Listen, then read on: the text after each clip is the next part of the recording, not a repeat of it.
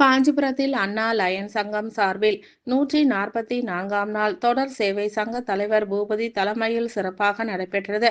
காஞ்சிபுரம் அண்ணா Lions சங்கம் சார்பில் ஏழை எளிய மக்கள் பயன்படும் வகையில் தொடர் சேவையாக அன்னதானம் மற்றும் வஸ்திர தானங்கள் சங்க தலைவர் பூபதி தலைமையில் வழங்கப்பட்டு வருகிறது.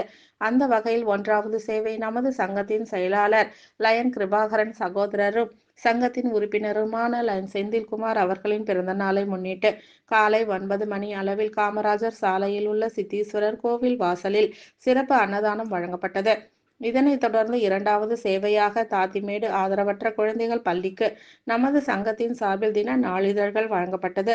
3வது சேவை தினத்தில் ஒரு சேவையான சங்கத்தின் சார்பில் மகளிர் ஒருவருக்கு புடவை பிளவுஸ் வழங்கப்பட்டது.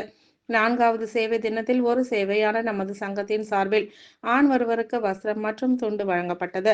நமது 5வது சேவை தினம் ஏழை எளிய மாணவ மாணவிக்கு நோட்டு புத்தகம் வழங்கப்பட்டது. நமது 6வது சேவையாக பள்ளியில் அமைக்கப்பட்டுள்ள அடர்வனம் பராமரிக்கப்பட்டது. நமது 7வது சேவை நீரிழிவு நோய், புற்றுநோய், கண் பாதுகாப்பு, இயற்கை வளம் பாதுகாப்பு ஆகியவற்றின் விழிப்புணர்வு நோட்டீஸ் வழங்கப்பட்டது.